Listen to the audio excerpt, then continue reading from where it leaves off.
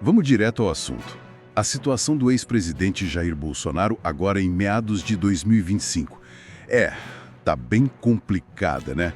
Tanto na justiça quanto na política. É, bastante tensa.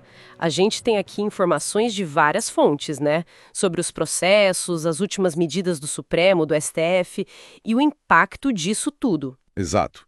A ideia aqui é tentar entender o essencial. Quais são as acusações principais? Por que essas medidas agora tão restritivas? E o que pode acontecer daqui para frente? Olha, o centro de tudo parece ser a tal Operação Contra-Golpe. É a investigação sobre aquele suposto plano de golpe, ataques às instituições. Que a Polícia Federal investigou e levou ao indiciamento dele lá em novembro de 2024, certo? Isso. E depois veio a denúncia da PGR, a Procuradoria-Geral da República, em fevereiro de 25. O STF aceitou em março. Aí pronto, ele virou réu na ação penal 2668. E as acusações não são leves, né? Pelo que consta. De forma alguma, são crimes bem sérios. Organização criminosa, tentativa de abolição violenta do Estado Democrático de Direito. Basicamente, usar a força para derrubar a democracia. Exato. E conspiração. As fontes até falam num suposto plano punhal verde e amarelo, que seria para atentar contra autoridades. É um conjunto de acusações bem forte contra a ordem democrática. E a gente não pode esquecer que, fora isso, o TSE já tinha deixado ele inelegível até 2030 por abuso de poder.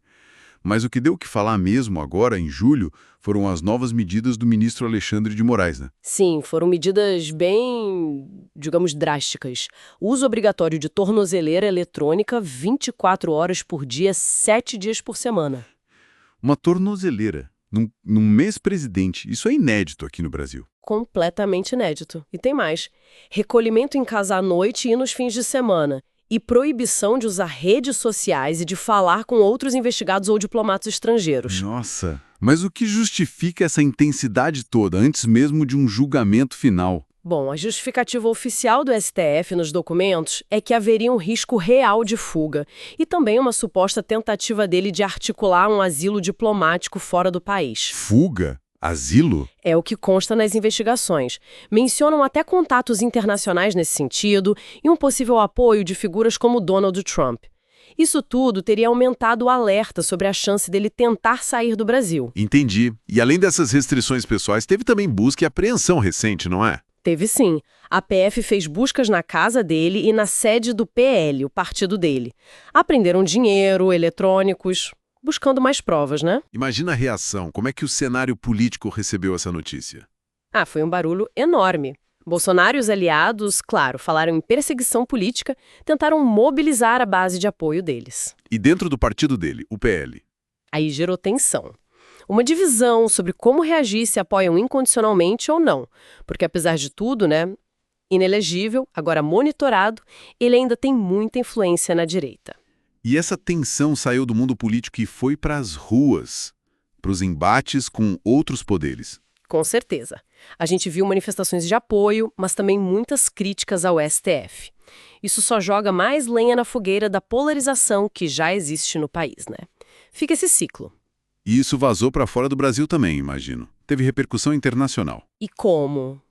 Gerou uma crise diplomática séria com os Estados Unidos. O governo americano chegou a revogar vistos de autoridades brasileiras ligadas ao caso, incluindo o ministro Moraes. Sério?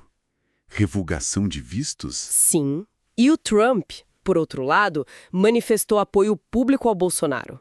Isso tudo colocou a democracia brasileira de novo no centro das atenções internacionais. É, realmente, uma situação paradoxal. Um ex-presidente réu por crimes graves contra o Estado, usando tornozeleira, inelegível, mas que ainda tem um capital político considerável. Pensando no futuro, quais os caminhos possíveis? Olha, os cenários são bem abertos. Se ele for condenado, pode pegar prisão, dependendo da pena.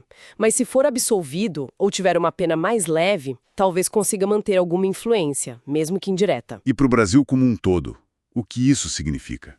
O impacto é gigante. É um teste enorme para a força das nossas instituições, principalmente o judiciário. E tende a aprofundar ainda mais a divisão política e social. sem falar nos desafios para as relações internacionais do país. É complexo. Para a gente fechar, fica a pergunta, né? Como é que a sociedade, as instituições lidam com algo tão delicado assim? Como achar o equilíbrio entre aplicar a lei, mesmo para alguém tão poderoso, manter a estabilidade num país já dividido e, no fim das contas, mostrar a força ou talvez a fragilidade da nossa democracia diante de um teste desses? É algo que, sem dúvida, a história vai registrar.